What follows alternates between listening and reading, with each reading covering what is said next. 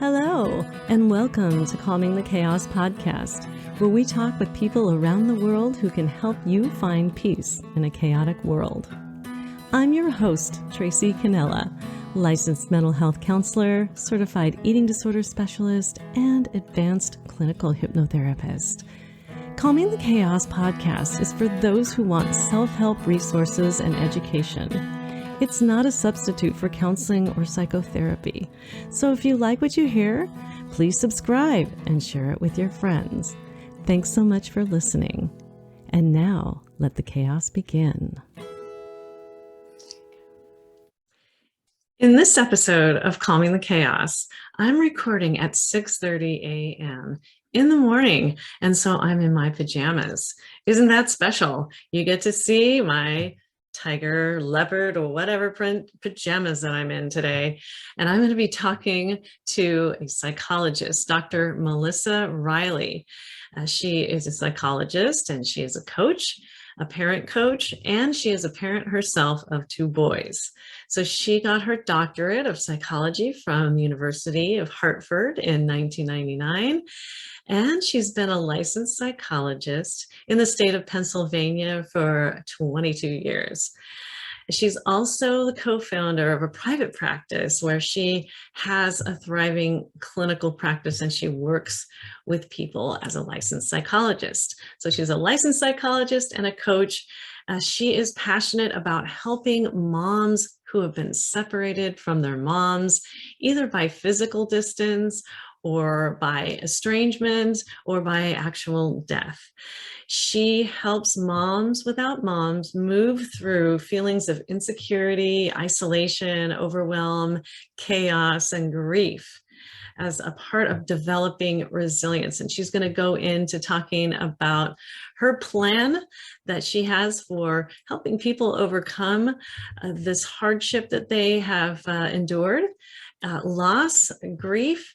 And then she's going to give us some tips and techniques to use on holidays for anybody who has lost or been estranged from their moms. And I know that Mother's Day is coming up, so that's when we plan to air this podcast episode on the week before Mother's Day so that y'all can be prepared to calm the chaos, especially if you've lost a mom. So I would like to now welcome Melissa Reilly to Calming the Chaos podcast. Well, thank you so much for having me, Tracy. It's my pleasure to be part of your show. Oh, you're welcome. And I'm so happy to talk about this topic because it comes up a lot with my female clients who have lost their mothers or are estranged from them. They've cut off from them.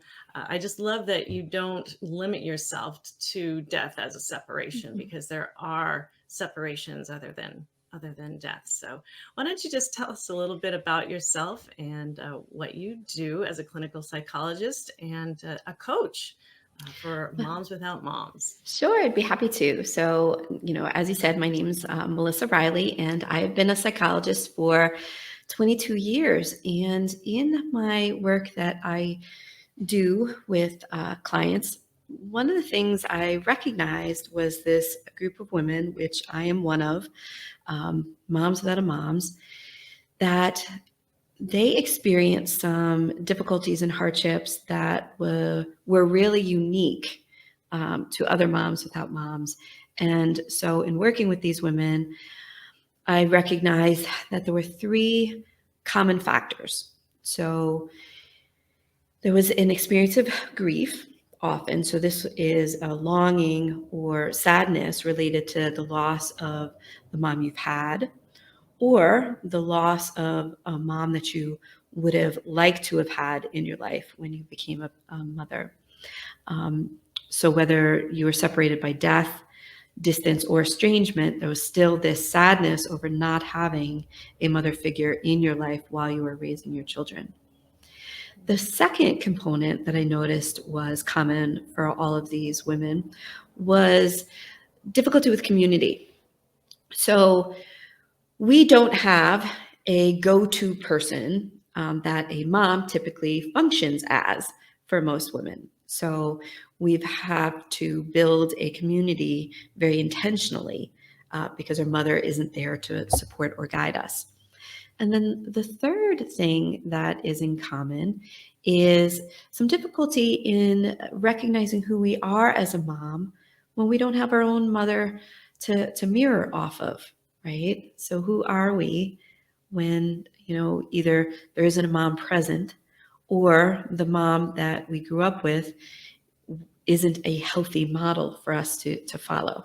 So that is why I made the decision to begin my coaching program, which focuses specifically on moms without a mom. And now I'm not sure, are you actually a mom without a mom? I am. So I lost my mother to death when I was 25 years old. And unfortunately, she died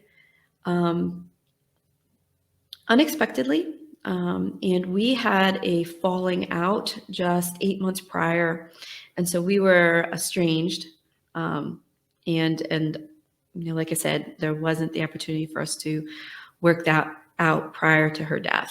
And ironically, we lived in different states from the time I was 21. So I actually fall into all three of those categories, at least prior to her death. But I was physically distanced for my adult life, and then emotionally distanced for the last 8 months, and then she passed. So I did not have my son until I was just days shy of 38. So I had, many years between the time I lost my mom to the time I became pregnant. So I, had gone through grief process. I had missed my mother. I'd had, many milestones occur in my life from the time she died to the before my son was born. So I really felt like I had become quite comfortable with the grief process and knew what life was like not having a mother.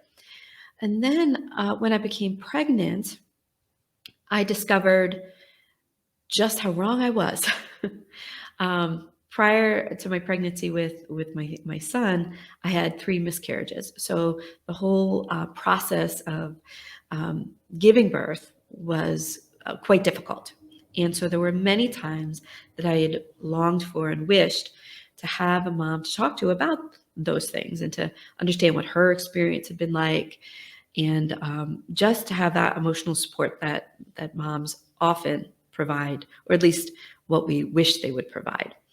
And so when my son was finally born, I was really taken off guard and surprised by just how much the loss of her impacted me. So not only having endured the 3 forms of separation from your mother, but then going through, I guess, some healing from just that. And Yes. then this whole new layer comes up when you actually become a mom yourself, right? Yes, absolutely. And I think that's really important for listeners to recognize that grief isn't just this linear thing that we go through and then we're done with, right? It is normal to have grief become intense again at different times in our life, particularly when different milestones occur or when there are circumstances that remind us of something that we experienced with the loss of a loved one. Right. Yes. And I know that when we'll talk about this, I'm sure a little later, but yeah, monumental milestones such as mom's birthday or Mother's Yes. Day, family holidays, things that used to be really special or maybe weren't so special, but they still remind you of that connection that you had or disconnection that you had with your mom, right? Yes, absolutely. So your own journey has actually brought you to do this work, which qualifies you, in my opinion, not like you're not already qualified being a psychologist and having all the training and you're licensed in your state. But you also have this ability to do the coaching piece because you've actually lived it, right? Yes, Yeah. absolutely. Absolutely. And it took me a number of years to really recognize what I was experiencing, right? So I knew I was at higher risk for postpartum depression because of different family factors and so forth. But not having my mother present, right, also increased my risk for that. And I didn't realize.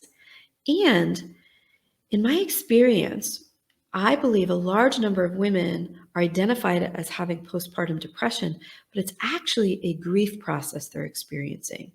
So even if the depressive symptoms are addressed or identified, which oftentimes they aren't, the underlying grief goes unrecognized, and therefore the mother continues to feel, uh, the distress and discomfort that that's creating. And so that's unfortunate because again, here I am, somebody that knows those things, right, professionally, and still struggle to recognize the actual root of what I was experiencing. And so, are you saying that many women who have postpartum depression, even if they haven't lost their moms, right? Because I know plenty of people struggle with postpartum depression when they haven't lost their moms. Are you saying that that is part of a grieving process? And if so, what are they grieving?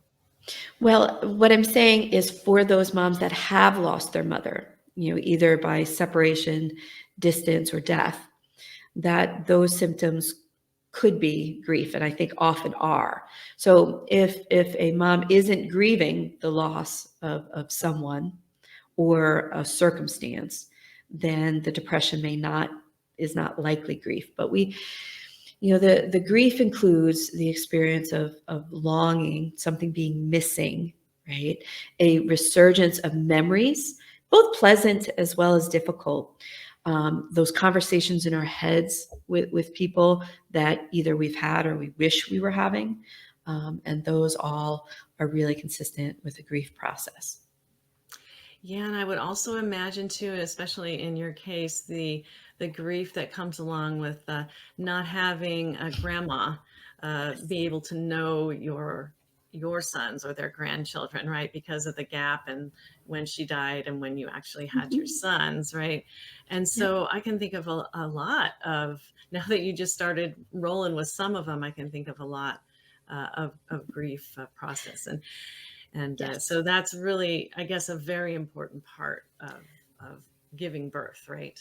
Absolutely. And what's amazing, Tracy, is how many women actually then start to feel guilty that they don't have a maternal grandmother for their child, right? As if it's something we've done, but yet, it's unfortunately something we're aren't able to provide to our children, and therefore guilt gets irrationally triggered. Mm.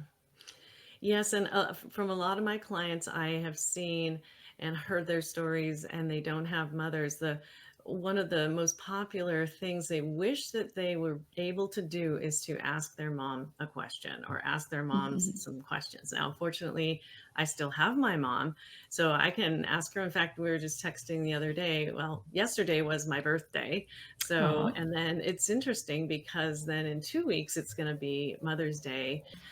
Yeah. So then how are some ways you mentioned three ways that moms without moms can develop this resilience. So you said overcoming hardship was the first way. Can you go into a little bit more detail about how moms without moms can go and overcome hardship to develop some resilience through this? Well, first of all, the fact of being a mom without a mom means you've gone through something difficult, right?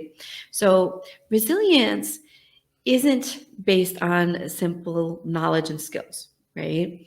The first step towards resilience is the experience of hardship and then persevering through it. So hardship comes in many, many forms, and I think most of us in life have experienced them, right? And so if you've lost your mother, right, or you're separated from your mother, then that in and itself is a hardship. And so, what are the things that you are doing to continue to live in a very healthy, appropriate way, right? And then persevering through that helps to um, move you along on that path of resilience, right? And so There are several factors that help. One is building a community. So I mentioned earlier that moms without a mom don't have that go-to person. So it is really important for us to become really intentional about creating a sense of community. And I like to talk about having 4 people as our essential members of our mom community. And so they include first, the wise woman. So this is the person that, like you said, we get to ask questions of. So this is the person that tends to know things. So this can be another family member, it can be a friend, but it can also be a professional. So this is somebody you can ask advice of, or just, again, not understanding something. And then the second person is an emotional supporter. So this is somebody you can talk to and they will just listen. So they don't try to cheer you up. They don't give advice. They just listen. Mm. The third person, I think we all need, and this is the go-getter. So this is the person that knows how to get things done. So when you are overwhelmed and you've got 5 loads of laundry waiting in your house to get done, this is the person you can call up and they will just take it, get it done, and put it back on your porch before you blink an eye, and not ask any questions. And then the fourth person is the late night talker. So this is the person you can call at any hour and they'll just be available. Now, it's important, right, that we recognize the strengths of our friends or the people in our life, because we don't meet all 4 of those expectations, right? So, for example, I'm a good listener, not surprising, right? And at this point, I'm a wise woman in many aspects, but I am not a good go-getter. I still have laundry sitting in my washing machine from last week, right? So even though I would want to be that friend to go and like get all that stuff done, I'm not good at it, right? So we know the strengths of the people in our life, and then we ask them, based on those strengths, then we get the assistance we need. And I don't know if you're like me, Tracy, but it's hard to ask for help, right? And many moms, we feel like a burden, right? There's something wrong with us if we can't get it done by ourselves. But that just is not accurate. It's not true. We aren't a burden, and we are not physiologically designed to provide everything for our families. We are built as human beings to live within a community. So if you have 4 people, right, and you ask somebody for help for 1 hour once a month, none of your friends would bat an eyelash to help for 1 hour once a month. I don't care how busy you are. We all have an hour once a month to assist a friend in need. So if you have 4 people and you spread that out, guess what? You've got an hour of assistance every week, and that makes a huge difference. Wow, when you break it down that way, first off, that sounds amazing. And choosing your friends and choosing them wisely is very good, very wise advice, I would Mhm. say. But then finding them and then utilizing them in that specific fashion, I would have never thought of that. So that is how you build your community. Is that right? Absolutely, absolutely. And remember, you can have professionals as part of that community. So, for example, my son's early learning center, the teachers there, they were my wise women, right? Because there were things I didn't know anything about. In fact, I didn't even know I didn't know them, right? So, I have a funny story. Though I nursed my son, right? But I also pumped to provide milk so that when he went to his early learning center, he could be fed, right? But when he was with me, I nursed. So one day, the teacher said to me, Melissa, what are your thoughts about going up on a nipple size? I just looked at her and my jaw dropped. What? What are you talking about? A nipple size? I had no idea nipples came in different sizes, like the holes. None at all. And she's like, so she had to explain that to me. So she told me, they come in different sizes as they get older, and he's really struggling. And so I was like, so she's, are you okay with that? I'm like, sure, I'll get some. What size do I ask for? Like she had to tell me because I didn't know. I had no idea this was a thing. So she told me, well, I can laugh about it now, Tracy, but when I walked out of there, I cried. I felt like the world's worst mother in the world. And I felt so stupid and embarrassed. I couldn't believe I didn't know something that seemed so basic. But again, here is just one example, right, of the many things that happen when we don't have somebody in our life during these times kind of guiding and showing us, right? Mhm. So, I got over my embarrassment and realized I need to let go of that, right? I need to rely on these people because I didn't have other people in my life.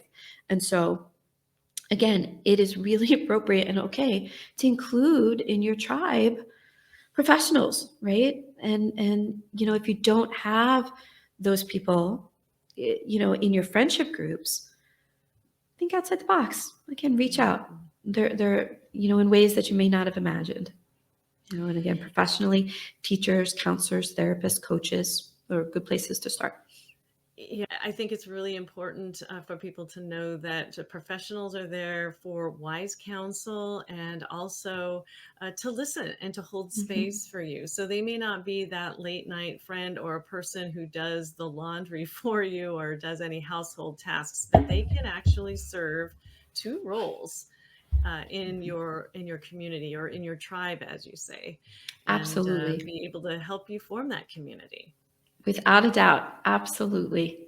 Yeah, it's really important. Yes, and it's so important for us as women listening to this to recognize that when you go through something difficult, it is difficult, right? And to give yourself the grace and the, patience and the compassion to feel what you're feeling. We are not expected to just snap our fingers and be our normal, happy, healthy selves, right? When you go through something, it takes time. And having intense emotion doesn't mean you're broken or there's something wrong with you. So when you grieve, right? When you lose somebody, it is painful. It is physically painful. It is difficult. And it's supposed to be. And that's okay. You don't Again, there isn't something wrong with you because you're still grieving, right? I want you to recognize that it's all right to feel what you're feeling. You can feel that and still be able to go through your day-to-day experiences and activities. You may need more rest, things may take you longer. You may need additional assistance, but all of that is okay and important and healthy. Yes, I agree. And so when we go through hardship, sometimes the tendency is not to ask for help. I think earlier you had mentioned that, yeah, I don't know about you, but it's sometimes difficult to ask for help. And most of the time people don't understand that others, especially your friends or your community, really do want to help, even if it is just to hold space for you and your Yes. grief. It's almost like it's a shameful thing to be sad or to be depressed. Like, I'll just get through this by myself.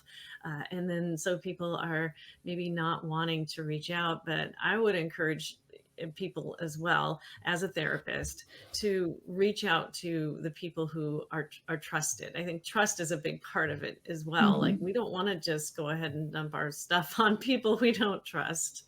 Right, absolutely. And part of that trusting is in knowing, right? And it's really important to know the people, so that you can trust them in a way that they're able to fulfill what you're wanting, right? Mhm. So again, it would not be appropriate for me to ask my one good friend to listen to me when that's not who she is. She's more of a go-getter, right? And so I'm going to feel, disappointed and unsatisfied when she's really quick to change the subject and to get on to something different, right? But I'm Mhm. not really being fair to her because I know that about her, right? Whereas a different friend is the person that I will go to just express my emotion. But I know she isn't going to be the one that can drop everything and help me out with something physical because that's not who she is. Right. So be on the lookout for those people who you can invite into your community to form your community and be Yes. able to call on them if necessary. And then I believe it's reciprocal as well. Like, Oh I yeah. know what I'm capable of, and I can offer that to these people as well. Yes.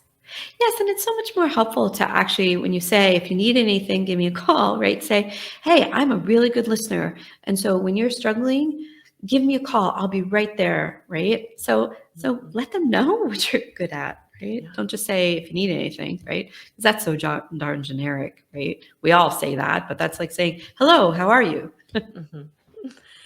Well, and then the third part of developing the resilience you had mentioned earlier is living by values. And so, do you want to Mhm. talk a little bit about values? And I've talked about it on this show. In fact, I think possibly a couple of episodes ago, I talked to Verena Radligmeyer, and she's from Vienna, Austria. And she talked a lot about values and about how people know that they have them, but they don't really say that they're values.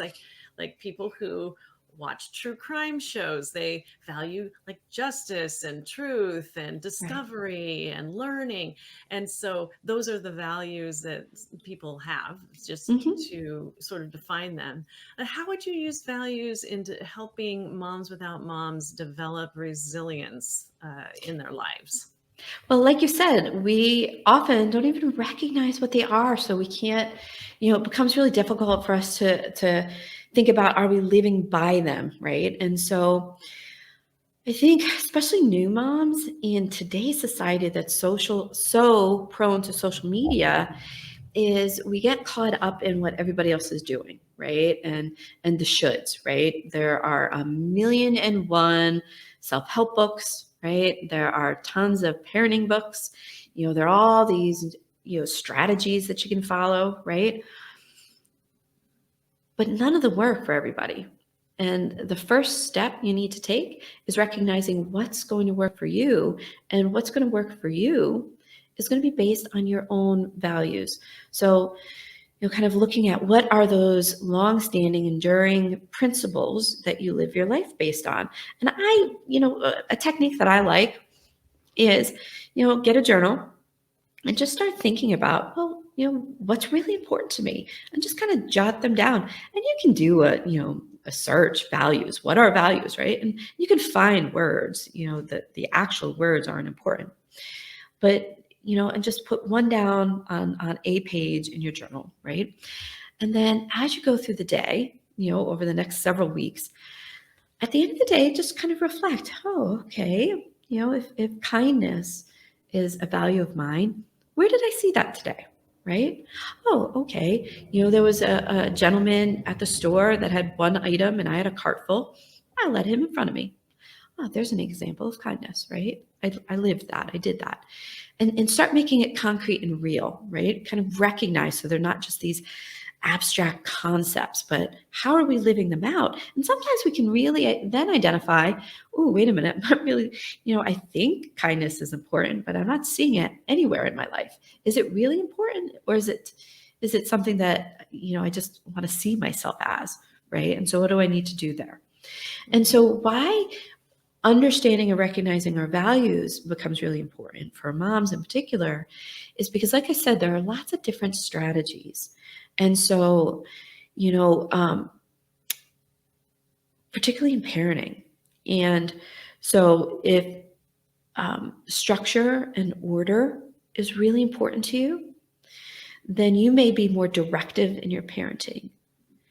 Whereas if creativity, exploration is really important, then you may be more free range in your parenting, right? One style is not better than the other. What happens if there's a lack of congruence in that style with both the mom and then with the child, right? So you need to recognize who you are so that you can then make the best choices when you're parenting and feel good about who you are.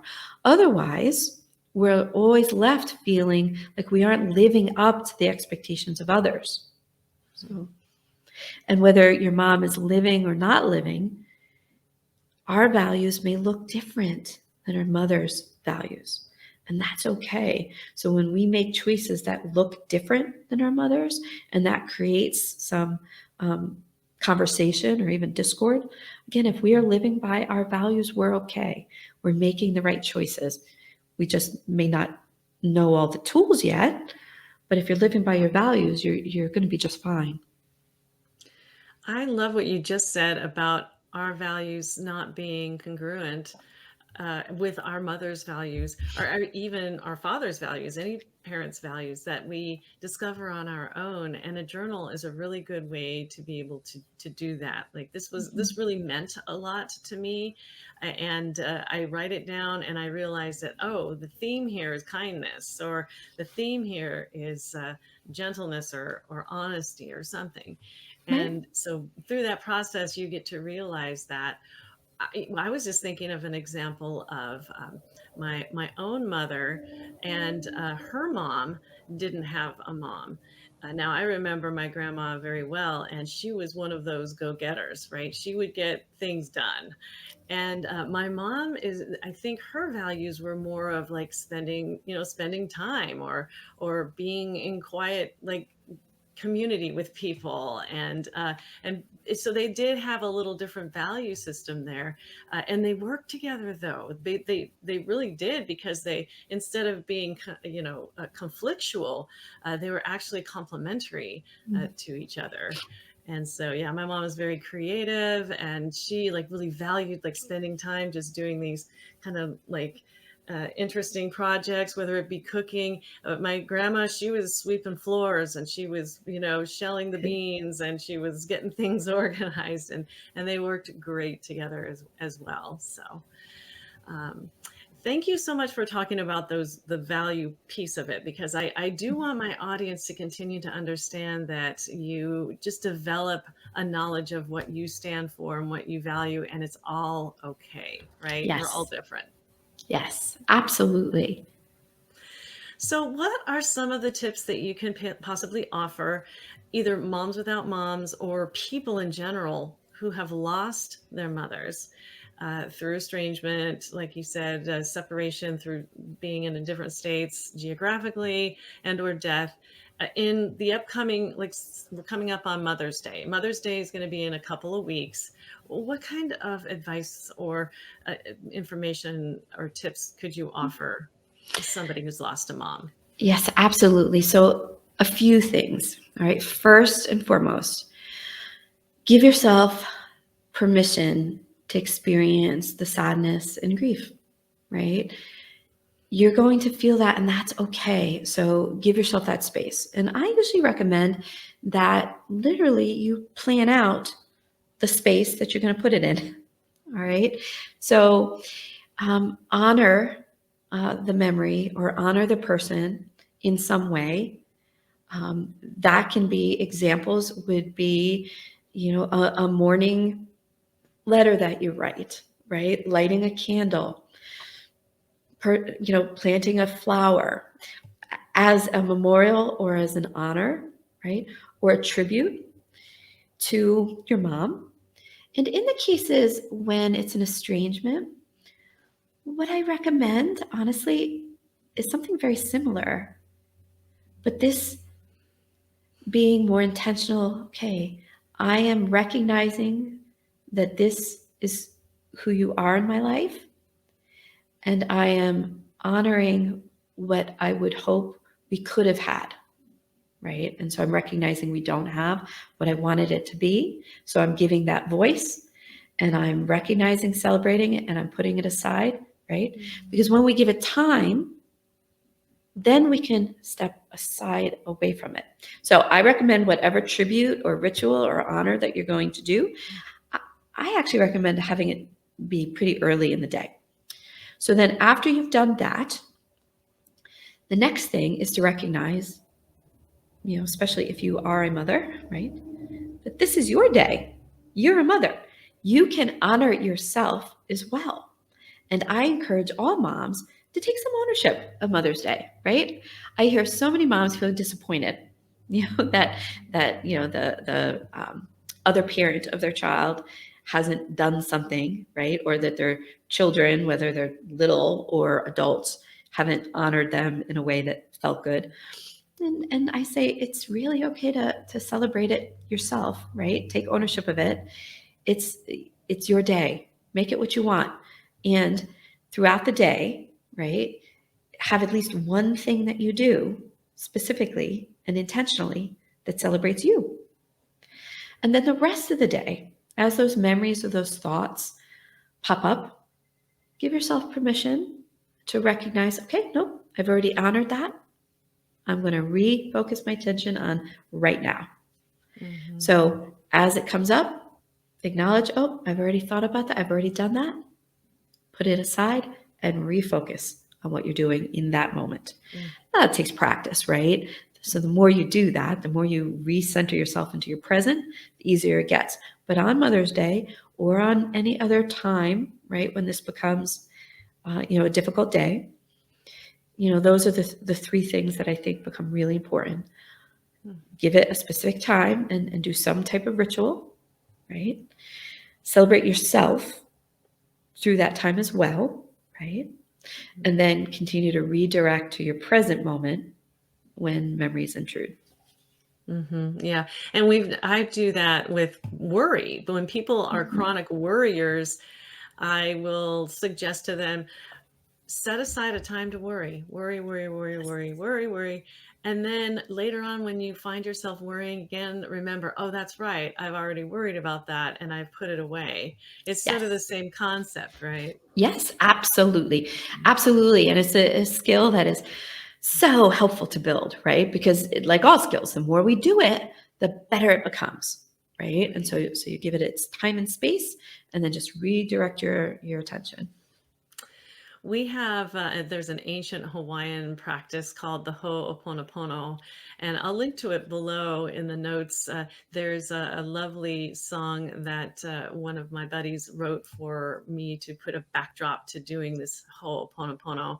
And what it is it's if you've lost connection with somebody, and either by distance or by death or by estrangement, anything that you had even mentioned before, that you can visualize a connection, whatever that looks like. And usually it involves a little bit of intuition about maybe a chord from your heart to theirs or whatever it is that you want to put out there to connect with that person, so that if you can't do it in a physical way. I know I had introduced this concept a lot during COVID, during the pandemic.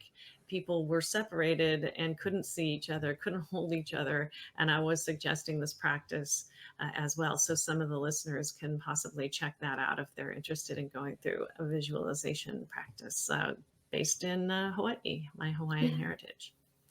No, that sounds very helpful. Absolutely. Yeah. Well, let's see if we can share the screen here. We've had your website up here. It's momswithoutamom.com. And so I'm just going to go ahead and take that off the screen for just a second. And I would like to be able to try and share the screen with you. All right. Are you seeing that okay? Yes, I am. Awesome. Well, so here we are at your front page of your website. You want to tell us a little bit about what you offer for services here? I see that you have a complimentary call, you have some free resources. What do you want to Yes. say about your website here?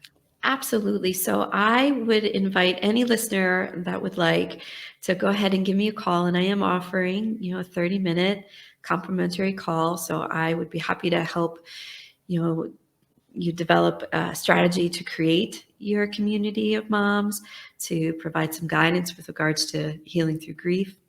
And so if you go to the website, you can just push that button. And then I have two resources for listeners. One is the Enjoy Being a Mom Again quick guide. And that helps moms of children of any age that find themselves longing for their mom, or feelings of their mom getting in the way of them being present. And so it provides a strategy for bringing their awareness back to the present.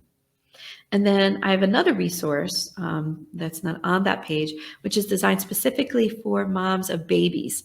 And this is actually good for any mom, but particularly moms without a mom. And it provides 6 strategies for self-care when you cannot step away from your baby. So it's 6 self-care tips that you can do with your baby present. So they're both available as well.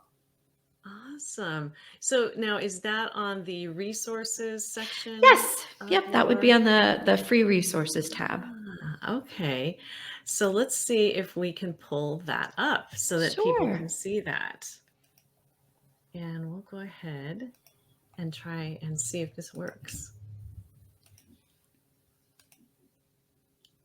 All right. So this, can you see this screen? Yes, I All can. right. So this is the free resources Yep. screen. Also Yep. has a button there that says schedule a complimentary call. So you just have Yep. to click that button. And it looks like the resources are right here. Yep. Those are both. Ah, yes. Enjoy being a mom again. Quick guide. And then care for yourself while you care for your baby. And these are both free guides. I know a Yep. couple people who could use the one for the baby. Oh my goodness. Well, I would love if they take a look at that. So I used all the strategies, so Yeah, I can that's personally great. vouch for them. That's good. And they have, and so she's got her friendly face, wanting to connect, complimentary call, and you've got a beautiful website here. I just love just looking at it, Thank you. and I'm happy that I'm here too, for sure. Is there anything else that you'd like to say about maybe any products or services you have to offer, or any tips or techniques that you have for moms without moms? Well, the most important one is that you are not alone. There are a lot of us out there that are separated from our moms, either by physical distance, emotional estrangement, or death. And yet there are so few of us that talk about it. So it is difficult. It does create a sense of heaviness. And so there isn't something wrong with you. It's just the nature of being a mom without a mom. And so I want you to know that you're okay, right? Reach out, let's connect. I'd be happy to provide some support to help you find your mom community. And, you are resilient, right? You're going through something hard and you're persevering. Right. And so we've got some social media links that we're going to list in the show notes. Here's the Instagram one that we have that you can check out. Follow Melissa there. And then you also have a Facebook Yep, group I as have a well. Facebook page. Yep. And that's my name, Melissa Reilly, ID. Right. So that's, I don't have the banner on the screen, but it's going to be in the descriptions for the notes. And that is that Dr. Melissa Reilly, or is that Melissa Riley's It's ID? Melissa Reilly's ID. Ah, there you go. So look Yeah. her up on Facebook. I don't know if you have a community of moms on I there don't. I already. will be. I will be launching one soon, but I don't have that yet. But by the summer, I hope to have a Facebook group, and it'll be Moms Without a Mom, probably with my name as well, because I think there is one group. So yeah, Right. but that's in the works. Good. Well, I was so happy to have you here. I am so happy to have you here, and all the sage advice and routines, things that you can do, just practical things, and they were just so organized. I appreciate you and the work that you do. Take good care, and thank you so much for being a guest on Calming the Chaos today. Well, it was my pleasure, Tracy. I really appreciate the opportunity. Thank you. All right. Thank you for listening to Calming the Chaos podcast. If the information in this podcast has been helpful, please consider subscribing and share it with your friends. You can find this podcast on iTunes, Apple Podcasts, Google Music, Spotify, and on YouTube. You can also go to our podcast website at www.calmingthechaospodcast.com, where you can listen to all Calming the Chaos podcasts. Thanks so much for listening, and I look forward to sharing my next podcast episode with you. In the meantime, take care.